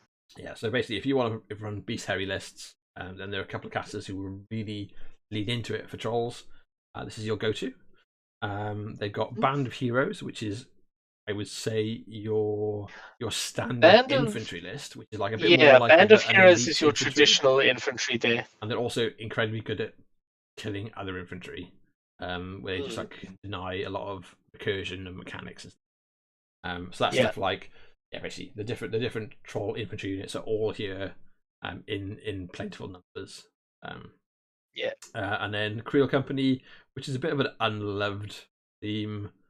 I don't really know what sets it apart. Like in theory, it's the gun theme, right? Because you have mark target on your soldiers. Right, mark target whelps and that sort of thing. Okay. But in like practice, it still doesn't really see a lot of play. There are if you want to play a gun theme, probably somewhere else you can play it. It's better. Yeah. And then Storm of the North is basically if you want to play the Storm of the North's interesting. Yeah. So the northern, the cold based. Your shaggy, your shaggy bear, northerners. Yeah, your Trollkin are riding bears. They literally have polar bears that kind of flank into you from the sides. Yeah. I mean, the polar bears are awesome. Yeah, who doesn't love polar bear cavalry or polar bear like units? It's so hard not to love them. Like just cool. Oh man, they're so funky. It is them. It's so cool. And then lastly is Vengeance of Dunia, which is basically another cross theme. So this pars up with the minions. So it does give you really good options, and you don't have to go too far in. You don't have to dive too far in, but it's enough that I wouldn't recommend it to a beginner. Maybe this is like your second or third army. I would probably. Yeah, exactly. I would recommend it as the third thing you build. Yeah. Exactly that. We're going to dive through. We're going to try and get this finished under the 2-hour mark. We're on Circle Orboros. I have my eyes set on the prize. We've got 25 minutes. So Circle Orboros are basically... Should we just say Circle is Christmas and move on? Circle are basically take any like the Celtic legends of druids and like stone circles and werewolves and squeeze them all and this is what pops out. Yeah. And just make them a little more nasty. Like these are not good guys by any stretch of the imagination. Yeah. Like if you look at like Welsh folklore, like the Welsh gods, one of them. Yeah, some of them you can literally take straight out of a Welsh like folklore story and go, this guy is this god. So you have Lord of the Feast is like this semi-undead hunter who basically just wants to gather the corpses of everyone he kills and carry on harvesting people. And that's one of the Welsh gods. I mean, and the aesthetic ranges. It's quite an interesting mishmash from sort of animalistic sort of beasts, I would say. Yeah. And basically stone circles that have been Aztec animated. Themed, from bestial and Aztec themed cannibals to kind of Celtic and Welsh style druids. It's a very rare. It's basically, let's see what happened if we took the nature theme and we made it instead of being nature or instead of hippies. Like these guys are quite scary. Actually, it's all that nature is fickle and wild and dangerous. And goddamn terrifying. And will bite your head off. And it's and it's rock monsters and werewolves and goats Hyper and giant goats. giant lightning eagles and giant lightning eagles. I mean, it's mostly the werewolves, man. It's werewolves. Like, the werewolves that's are just often so cool. people buy into the werewolves or the wolves, which are the stone, like the construct. But then we'll whiz through, and we're going to look at the themes. So the Devourer's host is as Evan was saying, all these kind of like pseudo Celtic Aztec, basically beast people who have kind of devolved. So they're not quite human. They're not quite werewolves. They're there to eat. These are the cannibals. They live in the woods and they eat anything, each other, whatever they can find in the woods, and they gain strength. I mean, literally, the special rule that goes across here is heart eater. Like they're not messing around. They're wearing their villainy on their sleeves. Yeah, and the more corpses they can eat, more living stuff they can kill, the more it feels like the army, basically. And then the other side of that coin, of these living cannibals, is the bones of Orboros, which is basically all of the constructs. So all of these stone circles that have come to life to do various things. This is basically the druids use their magic to animate stickmen and rockmen, which are really cool. Like, if you ever loved the guy with the big hands from the Never-Ending Story, like an army of those. I can see that. It's really cool. Like, you can't fault it. And then, so that's very beast heavy, but obviously construct beasts. And then the counterpoint to that is the Wild Hunt, which is very living beast heavy. Which is, as we've said, the huge werewolves and goat monsters. The werewolves, the goats, and the non-magical people who are serving the druids. So, the wolf sworn. Like the huntsman, basically.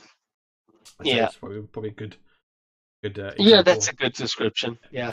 And then the last theme is Secret Masters, which again is another cross theme. This it's not a cross theme. It is, right? You take minions. Well, I mean, you can always take minions. You can just take more of them here. You can take a lot more though. You can take any minion units and solos. Yeah. You've got more. I wouldn't call this a cross theme. This doesn't really. That's you're still only taking. You can't take any minions in minion casters. You can't take minion casters. Yeah, but you can take. You can't take right. You take battle engines, any units, any solos. No, all the cross themes also have the benefit that all the models from any faction count as friendly faction. It's a very big distinction. This one Secret Masters is Secret Masters. No, it doesn't. No, sorry, no, they all count as part. Sorry, you're right. Yeah, can be included, but you do get sack pawn to minions. So basically, you get sack pawn to them. So you bring your minion dudes, and then your warcaster gets shot by a million shots and just goes. Those guys. You can say the frog matters less than the actual druids. Kill the frog instead. Kill the frog. These are not good guys. I think we've been here before, but yes. Nearly every faction we talk about, these are not good guys. But I would, for that reason, I wouldn't call this a cross faction. I think it's a much more lighter dip into than a cross faction. So that's probably better explanation. So but maybe not as bad to get into. It's a definite feel. It's an interesting feeling. This has the feel of the inscrutable wizards who are just playing games with everyone else's lives, and that's why they've got all the minions. It's very much like the theme of the faction lore-wise. It is. Yeah. That's cool. That is circle. They look super cool on the table. Circle. Yeah, just basically. They do. These druids and walking stone circles and ginormous werewolves with axes and swords. Yeah. Next is for a good time. Both me and Evan spent a lot of time on is Legion of Everblight.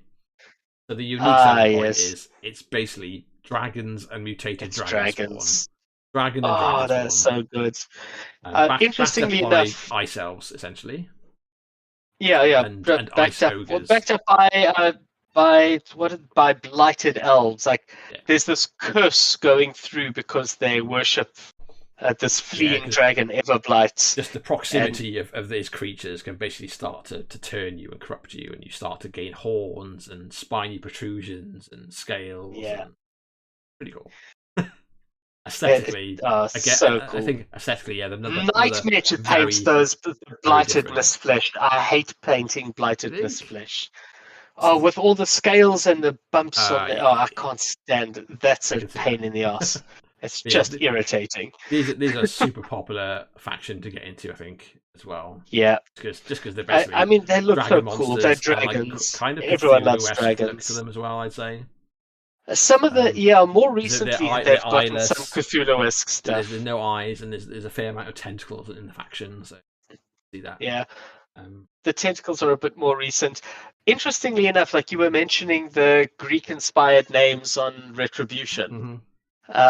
So all of the names of all of the war beasts in Legion are all angelic names. Yeah, so you have Zuriel, brought out of various. Yeah, Zuriel, Azrael, Typhon. Zuriel, Seraph, Angelius, Carnivian. These are Alphagor. These are all very much taken straight out of and kind of like the Christian mythology. Right? Sort of like spinning wheels of fire as an angel with like because that's old Christian. Oddly enough, there's none of that. It's like the proper old Bible stuff where like the angels have like 4 sets of wings, and the Angelius, which is like a serpent beast, is a serpent with 4 sets of wings. What would you say like the really feel of the faction is? They're a bit of they can do some good shooting. Yeah, they can shoot pretty well. They're not like a super shooty faction, but these definitely have a solid amount of guns. I'd say these guys and Circle are the most tricksy factions. So they've got the most things they can pull. Yeah, they can pull the wool over your eyes. They have a lot of tricks. They can get quite a lot. They can get a lot of speed. Yeah, they've always been a bit of a glass cannon faction. Yeah, yes. They're very fast. They hit hard, and whatever they commit dies horribly the next turn. Yeah, but man, they look nice. They're very much a glass faction. They're also very much a beast faction. You have infantry, and there are some uses for it, but typically you're going to be playing mostly beasts. Yeah. They don't support the infantry very well. Yeah, they have some infantry lists, but it's a rarity. So mostly, if you're getting into this faction, you basically buy a load of beasts, a bunch of casters, and then some support, and you'll be done. That'll see you across multiple different lists and casters. Yeah, I think that's a fair way to say it. Yeah, they look super cool. I've got definitely a soft spot for these. Legion were my first faction. I mean, definitely a soft spot for me. Yeah. I do love Legion. Also, my first faction as well. Yeah. So their theme forces are Ravens of War, which is a load of beasts and like the more scouty elements in the faction. So this is the faster elements of Legion. Yeah. And then Children of the Dragon, which is the Nephilim, which are like the hybrids where elves are basically bred with elves with dragon spawn. Dragon's blood and dragon spawn. To create these more humanoid versions of the beasts. And infantry. This faction's notable for access to a lot of the really good character beasts involved. Yeah, and the character beasts are really premium character beasts, I would say. Yeah, like Typhon in particular. Typhon, Zuriel. Azrael's a bit expensive. You got to kind of. Oh, and Zuriel. I really love Zuriel as well. Zuriel, and then Oracles for Annihilation is the next one, which is another one that dips into minions, but isn't really a cross theme like Circle. Doesn't do it nearly as well as Circle. Yeah, and it's like the magic theme, so it can take all of the things. This is the spellcasters. So if you want spell slinging, like corrupted ice elves, spell-slinging corrupted elves. This is them, and they do that really well. And then the last one is Primal Terrors, which is this is the corrupted Ogren. Yeah, so these are the ogres and like the tentacles, basically. Yeah, ogres and tentacles. It's not as popular and as strong as it used to be, but you still see it on the table. Bit more beef. Yeah, not that much beef that you can't just shoot it to death. Yeah, it's fallen out of favor as hitting power has exceeded the beef it can bring. Yeah, I think that's fair. That's fair.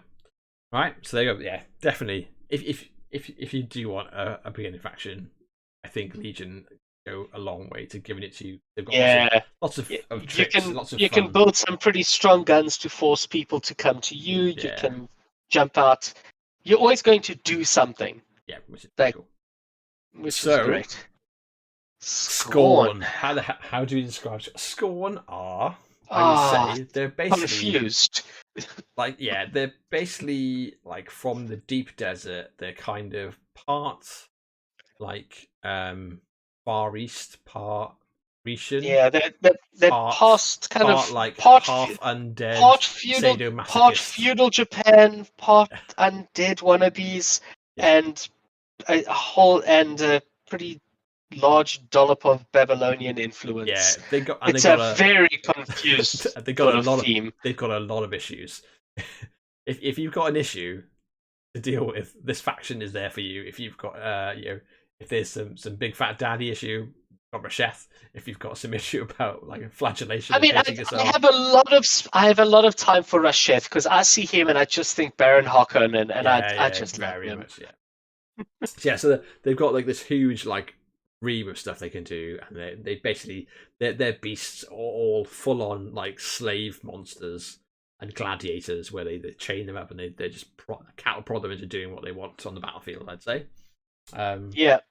And that's like the aesthetic. So it's very cross of different styles. These are pretty much the Hordes equivalent of Cryx. They are the the unapologetic bad guys. There's no hiding their bad guys. They will steal your soul, do horrible things to they're murdering. They torture their own beasts to get the best out of them. They are absolutely unreservedly bastards. Yeah, I would say with no apologies. And then if you look at them like model wise, they've got lots of cool like spiky and like segmented armor. They're beasts. They've got cyclopses. They've got titans, who are basically elephant beasts. Weird bipedal elephants. Yeah, four-armed bipedal elephants covered in armor. And then some insect beasts and a hydra, a desert hydra, which is super cool. This desert hydra looks awesome. I actually have I do like the Aridus as well. Yeah. And they've got their cavalry are the best looking cavalry in the game. I adore their cavalry. Basically these elite infantry riding saber-toothed tigers. What is not to like? Like on the back of just the Hydra, like I really can't stand the faction, but damn it. The Tiger Riders and the Desert Hydra could get me into it. So theme-wise and aesthetic, they also have this sub-faction of basically it's a terracotta army. Yeah. So it's basically the souls of the fallen warriors who proved themselves are gathered and put into these stone vessels, who are then animated as armies, which are the Immortals, which are very much like the baddies from 300, but made of stone. They're cool. I like them, and I stand by my earlier description of just schizophrenic. It's such a schizophrenic. There's a battle engine that goes with them, which is the Supreme Guardian, which is this huge, like towering, like full on, like you can imagine them that way in the lore. They guard the gates of like the main cities, and they're basically like just huge, towering warriors with this sword they rest on. Is almost as tall as they are, and in the Immortal armies they march to war along with the army, and they are terrifying. Yes, indeed. They are a beautiful model as well. So they're on my list of get one. It is a gorgeous mini at some time. And then what they bring, like play wise, Winter Death was forever go to for Skorne. It lets you bring the battle engine, which is basically this huge. Like it's essentially the turtle. What is it? The Archidon. Yeah, I'm looking it up. I don't know how to describe. Right? So it's basically an Ankylosaurus, right? Yeah, It's basically an Ankylosaurus. It's basically a ginormous reptile with a huge club tail that has with a harder on top of it, with four guys hurling spears off. A battle tower on top with a bunch of guys with halberds and spears and a gun. So like a gun platform. Those were for a long time with like the staple of lists. And I think it still is like really strong. Lets you bring lots of different guys. And I mean, I suppose we should have mentioned this earlier. I mean, Skorne is typically a very melee focused faction. Yes, it is. you'll see some range, and you can build, like, if you really want to, you can build a range list with, like, Rasheth can do it quite well. Yeah. But typically they're looking to put boot to face. Yeah, I'd say so. Yeah. So we've got this basically primary Winds of Death lets you do a lot of different things, but it lets you bring all the battle engines, which are super strong in the faction. Masters of War is more to do with the living infantry. It's the cataphracts. Yes, cataphracts. So basically, it's all these different range of different infantry, all with their own uses, and the Praetorians as well, which is the other side of infantry. So basically, it's just hands down. This is your go-to infantry theme if you're playing living infantry, and then you've got the Exalted, which is if you want to play the Immortals, the Stone guys. You play. It makes them incredibly hard. You can't basically push them, you can't move them in any way, and it just builds on it. And then the last one is Disciples of Agony, which is again a bit of a dip into minions. So they actually do have, like, closer to an actual cross faction. So their warcasters can take minion beasts as Skorne beasts. That's basically the crossover element of it, which gives them some interesting, like, options. And is basically more often than not we'll see as a battle, like a beast heavy list, basically a bunch of Skorne beasts and a bunch of minion beasts washed together. That's Skorne. They're pretty cool. They're badass. They're definitely baddies. They are definitely baddies. Yeah. Then on to what me and Evan will Grymkin. talk about. Grymkin. So this is another limited faction. So there's not a lot to buy in this faction, which is good. But again, they've got unique abilities that other factions don't have. Essentially, they're fairy tale nightmares, I would say. Yeah.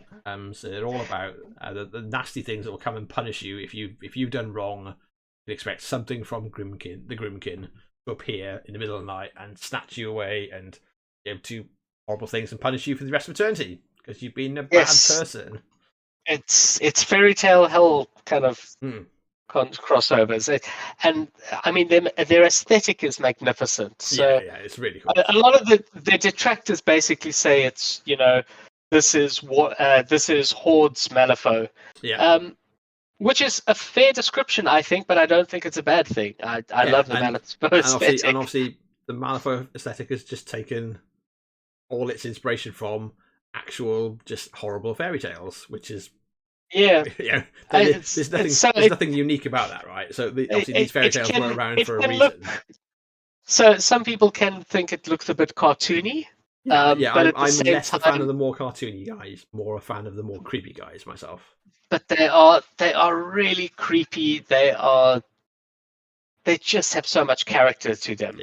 That's what I love. I think that, and they're all about punishing your opponent. So again, they're not. I would say not for the faint-hearted, not for a beginner, because you need basically your one of your primary mechanics, instead of having a feat, which is like a big game changer effect that everyone has warcaster-wise, they instead have a bunch of arcana, which are essentially traps, and you need to know when or what traps to pick. They're like half-power themes. And when to play them. Feats. So their theme is basically damned if you do, damned if you don't. And you punish your opponent for making mistakes, basically. And if you don't know what everyone's doing, don't hurt me, I'm in trouble. If you try to hurt me, something else happens.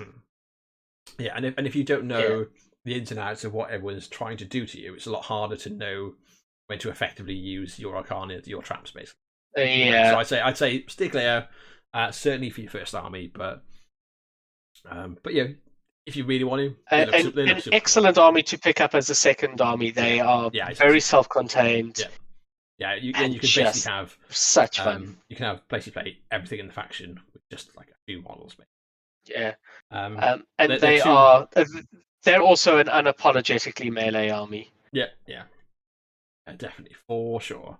So their two themes are Dark Menagerie, which is basically the beast heavy option, and the corpse heavy option, and then Bump in the Night, which is all the other infantry in the world you can want to take. Simple as that. Just out of interest, there is literally only one model in the entire faction that is available in Menagerie that can't be taken in Bump. Grave Ghoul. No, the Grave Ghoul can be taken in bump. In Menagerie that can't be taken in bump. Sorry, is Katarina then, right? That's Kiriana Rose. Yeah, very sad. Yeah, that's it. I know. And then Minions are the last guys. So Minions. So Minions are basically see everything we said about Mercenaries like that. I think you can cut them down much easier, and you go. There's basically pig monsters. You reckon? Pig monsters and croc monsters. Pig monsters, alligators. Yeah, I suppose. But so they're not quite as deep Mercenaries. Not as varied as Mercs. And there's a couple of places where you can cross over. Like we said, Trolls got really good crossover. But yeah, you basically got just these two ways of playing, and they've got a big variety of different beasts and different infantry and castles that can do all sorts of things. Yeah. So I'd say they're a bit more of a complicated faction to work out where you want to go. They're like you build the buffs on top of them, and some lists are going to be garbage and some are going to be gold, a bit more than other factions, I think. Yeah. So maybe with that in mind, that's possible. Tread carefully if they're going to be a first faction. I know a lot of people will start them and be focused on one side or the other. So they might be like, we'll play gators, or we'll play pigs, and then you can build from there, which isn't a bad way to do it. Like it'll help you learn the game. That's essentially the same advice we've given for all the other factions. Yeah, it's basically pick the things you like the look of, build from there, and then pick the next thing fancy and go from there. Minions, I think, are a lot of fun. Lots of tricks, lots of ways to make your stuff hit harder and harder and harder until they hit lots of ways to just get way across the table faster than any pig should travel. Hit you as if like a comet has landed on your face, basically. Oh yes. So, definitely a fun faction to be playing, and a fun faction to be painting as well. I think they've got some really cool models. Yeah. But that's your factions. 2 hours. Yeah, and that's everyone. That is got it done. Bang! Look at that. Oh, I might have talked quick. We had to power through Hordes a little bit. There may have been some railroading, but yeah, absolutely. Have a little look. Hopefully, if you're looking at factions, this will have helped you, and you'll go like, oh yeah, this is for me. Like, oh, I want to play these guys. And you think they're all going to be about beasts, and actually you're all about infantry, and that's changed your mind. And then you look at the next option. But yeah, there's a lot of cool things to do. The main thing is, I feel like most factions are in a really nice point where they can scratch most itches. Yeah, I think so. And like we said at the start, have a look. I think if you're an experienced wargamer coming into Warmachine Horde, I think you'll more likely want to know how the faction plays, and like whether you're going to be playing lots of infantry or lots of monsters. That will influence you more, I think. So that's how I felt going into other games after playing Warmachine loads. I'm like, oh well, I want to know how these guys play. If they just trudge slowly across the battlefield, it's not for me. So that's hopefully that's really good insight that you'll be able to glean from our chops in tonight. And you'll have a bit of a flavour for each of the factions, and maybe something we've talked about makes you perk your ears and go, oh, saber-tooth tiger cavalry, that sounds cool as fuck. Which probably it really does. Head straight to the Skorne aisle of your web store and go and knock yourself out. But yeah, so hopefully this is covered the basics of what everyone wanted here, and we're going to do probably. I think we have a chat, and we'll probably try and do a couple more like sort of tasters and things that are aimed at like the newer audience, like the newer gamers, as well as our like this is the how to build a list and shove it down a tournament throat. Keep some chat going on like the on the Facebook groups, or like ping myself or Dan, just things that you'd like to know that could make up an episode or portions of one. Yep, absolutely. If people want to see something, then reach out, talk to us, and I'm sure we like talking. So It's a no-brainer. It's a no-brainer, right? Absolutely. So there we go. So Evan, thanks for coming along as usual. Great. We had a good Friday night. Thanks for joining us. If you have, Pleasure. If you want to support the channel in any way, you can like, share it, follow it, hit the subscribe button, smash the fucking whatever, splurge all over Twitch, and do whatever things that the social media gods tell you to. And we'll love you and leave you, and we'll see you for the next one next time. Right. We'll see you next week. Thank you very much. Cheers, all. Right.